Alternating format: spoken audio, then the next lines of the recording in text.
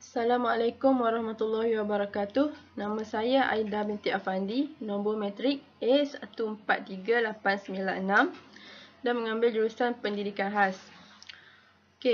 Bagi mengulas video 1.1 berkenaan dengan etika, bagi saya etika ialah karakteristik yang kita tunjukkan melalui keputusan yang kita buat setiap hari.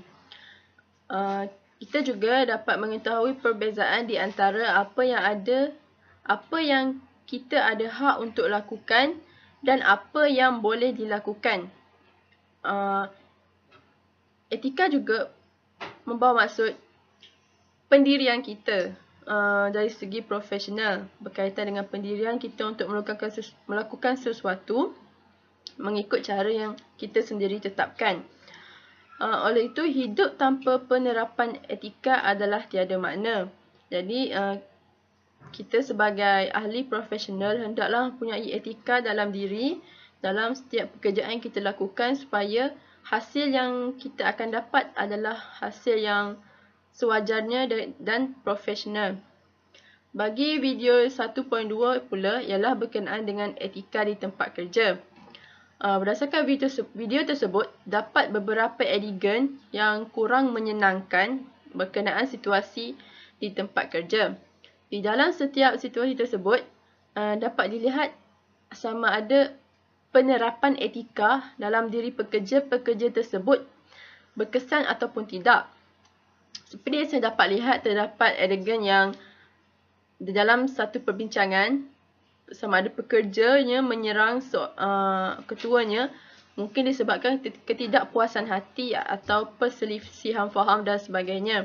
Jadi mereka sebagai ahli profesional hendaklah bertindak dengan fikiran yang waras, cuba berbincang dengan cara yang elok sewajarnya dengan penerapan etika dalam diri masing-masing sebelum mereka bekerja. Antara penerapan etika yang amat penting di tempat kerja ialah kita perlulah mahir mengawal kemarahan.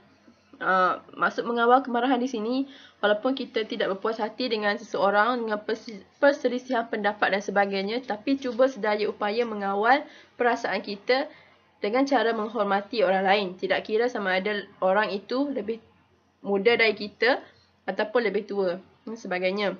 Kita juga haruslah bekerja secara efisien dan interaktif. Pekerjaan kita itu hendaklah sentiasa bersungguh-sungguh dan efektif bagi membawa hasil yang excellent. Terdapat juga gangguan di tempat kerja. Dapat berbagai jenis gangguan yang kita dapat lihat dalam video itu. Oleh itu, kita perlulah serius dalam kerja kita. Jangan mengganggu orang lain, membuatkan orang lain menyampah dan sebagainya. Kita cuba fikir, jika kita di tempat orang itu, apakah perasaan kita? Begitu juga sebaliknya.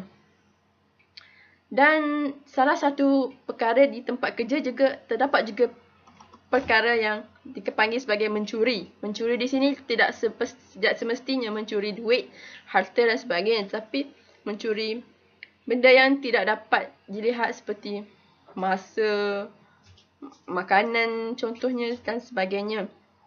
Walaupun perkara itu kecil, mencuri itu kecil, contohnya mencuri meminum air rakan, tetap dikira salah. Walaupun beliau tidak menyedarinya, tetapi ia telah melanggar etika tempat kerja. Dan juga yang paling famous di tempat kerja ialah diskriminasi. Diskriminasi di sini sama ada sesama rakan sekerja, tua terhadap pekerja, mereka mendiskriminasikan perbezaan rakan-rakan sekerja daripada terdapat pelbagai sebab yang boleh menjadikan diskriminasi ini sama ada seperti pangkat, prestasi kerja, usia, bangsa dan sebagainya. Jadi tidak seharusnya perkara seperti diskriminasi ini berlaku di tempat kerja. Selain itu, integriti itu adalah milik setiap individu. Anda tidak akan menyesal jika berkelakuan sopan. Etika juga adalah perbezaan di antara apa yang anda boleh buat dengan apa yang sepatutnya dibuat. Jadi stick to etika yang betul. Okey, bagi video 1.3 pula, iaitu sebuah video berkenaan iklan dari Thailand. Video tersebut saya rasa sangat terkenal, ramai telah menontonnya. Apa yang saya dapat lihat daripada video tersebut, watak utama iklan tersebut iaitu seorang lelaki. Beliau cuba menggembirakan orang lain. Tidak semestinya orang seperti anjing, binatang, even orang yang dia tidak kenali, dia cuba membantu orang lain walaupun beliau sendiri kesempitan daripada segi wang, makanan dan sebagainya. Tapi kita jarang berjumpa orang sebegini yang tidak memikirkan diri sendiri tetapi lebih memikirkan tentang orang lain. Orang seperti ini amat jarang dijumpai. Mereka tidak boleh melihat orang lain susah, sengsara, walaupun mereka sendiri terpaksa berkorban. Kita dapat lihat lelaki tersebut, walaupun kita dapat lihat kesempitan, tetapi beliau gembira dengan hidup beliau. Kita dapat lihat beliau juga seorang pekerja pejabat, tetapi agak memandangkan kosara hidup di Thailand, beliau juga dilihat agak kesempitan, tetapi beliau tidak pernah berhenti menolong orang lain seperti memberi makanan, memberi duit, walaupun beliau juga sangat kesempitan. Dan akhirnya ternyata balasan beliau dapat, walaupun tidak dibalas dengan wang ringgit, tetapi beliau mendapat kebahagiaan. Kebahagiaan beliau pada setiap orang adalah berbeza. Pada beliau, kebahagiaan beliau ialah bila orang lain bahagia. Dan orang-orang yang beliau tolong tu telah membalas pertolongan beliau dengan sentiasa melemparkan senyuman, menolong dan sebagainya. Jadi, pada pendapat saya, dalam hidup ini, daripada iklan tersebut, kita boleh mencontohi sikap lelaki tersebut. Sedikit sebanyak, cuba menolong orang lain yang memerlukan seperti warga tua dan sebagainya. Jadi, wang ringgit bukanlah segala-galanya dalam hidup, tetapi kebahagiaan adalah sukar dicari. Oleh itu, saya ingin habiskan ulasan video ini ialah dengan menerapkan kita adalah apa yang kita lakukan. Okey, sekian. Terima kasih.